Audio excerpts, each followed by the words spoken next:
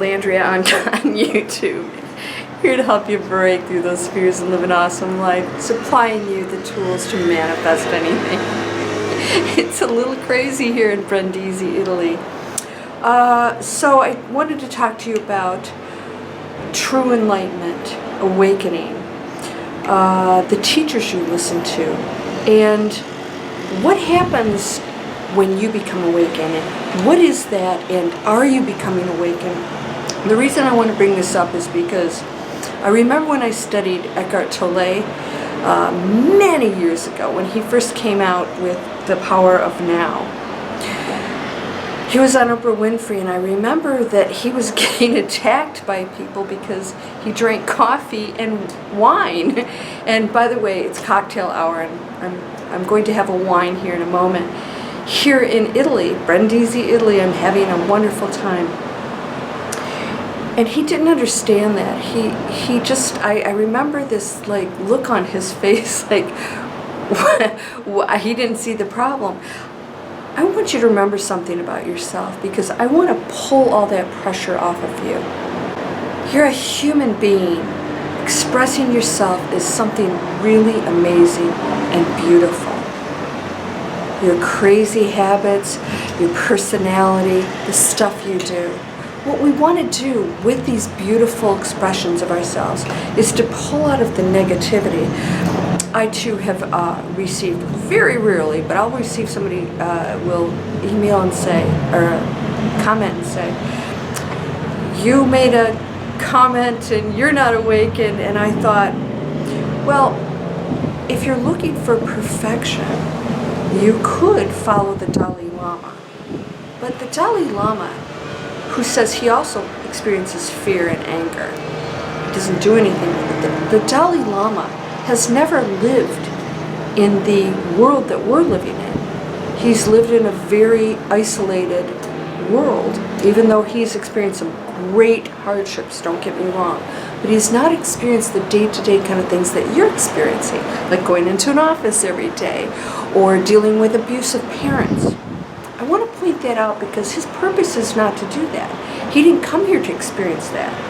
He's already an evolved soul that came back here to be a teacher. All right? And he teaches in a completely different way, just like Eckhart Tolle, Tony Robbins, who does more of the self-improvement, Bob Proctor. There's some amazing people out there that teach different things in different ways for you. Now, I'm never going to get up in front on a stage and have everybody jumping up and down and clapping and playing music. Well, I'll never say never, right? Like Tony Robbins does. Because he's amazing, just the way he is. And he's been divorced and he's gone through things, just like all of the spiritual teachers that you see out there. Never forget that every single one of us experiences being a human. And the reason why we're all so different is because you may connect to me in the way I deliver things, and you may not need somebody who's all, Zen. I'm a Zen powerhouse. I am never going to change that because I feel that I meet the needs of certain people. Just like somebody who goes to Eckhart, who's a very mild-mannered person. That's his personality.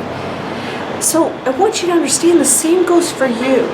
You're not expected to just shave your head and wear robes and walk around and never swear or have a cocktail once in a while. It's how you temper that, how you monitor that. By the way, there's some monks that drink and smoke.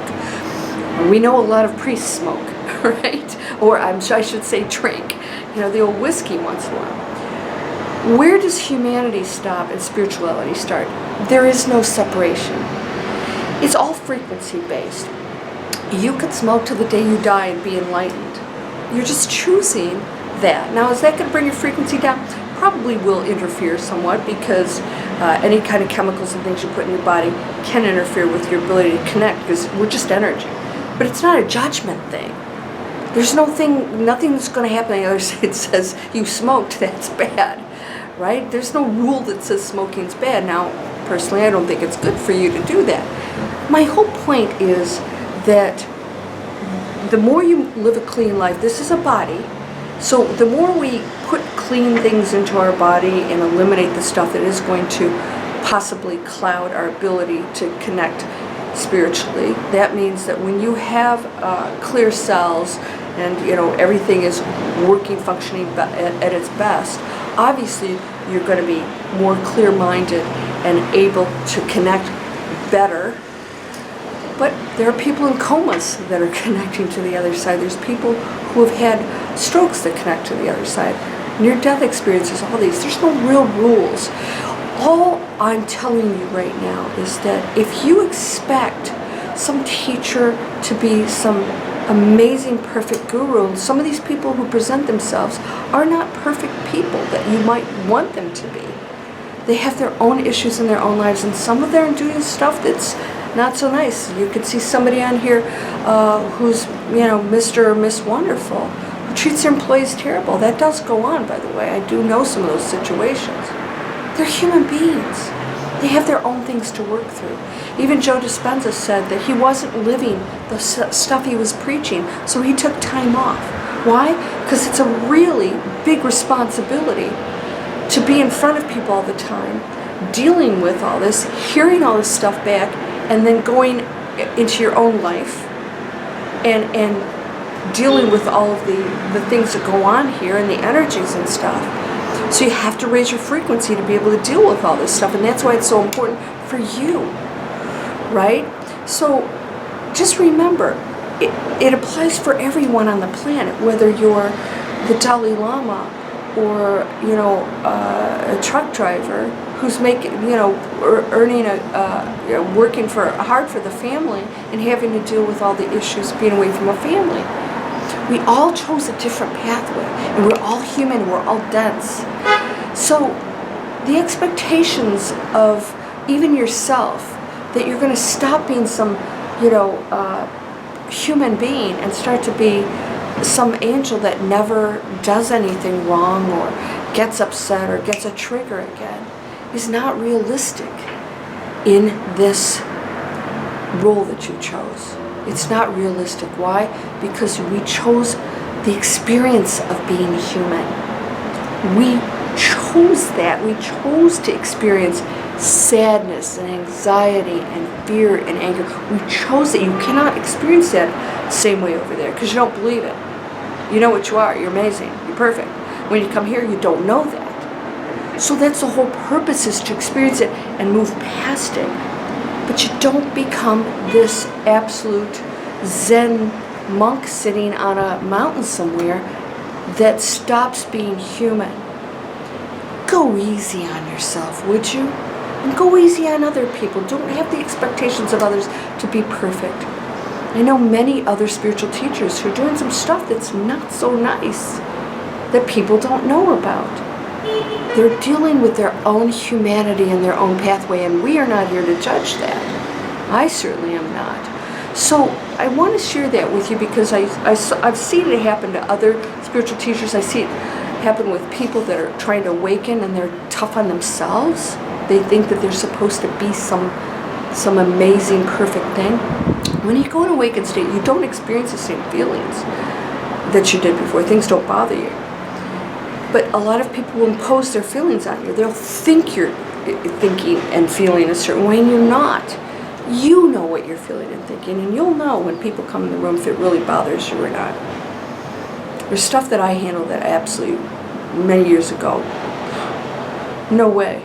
And now, it's not even a blip on the radar screen, right? So I wanted to share something with you too. There are different levels of awakening, and Eckhart Tolle experienced this.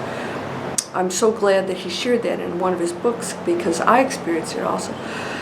I went to a super heightened awakened state where I actually could see into the fourth dimension. He did this too, and if you explain it to people, unless you've experienced it, you don't know what that means, but you will actually see differently. You will connect on a high level that's beyond explanation. You're outside of your body most of the time. You're not even in it because you're expansive. You've expanded beyond this. The spirit has expanded beyond the human body.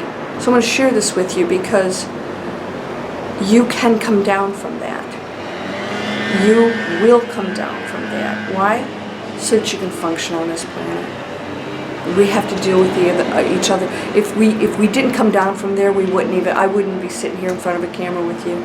I wouldn't want to deal with any of it. I would just go off to the mountain.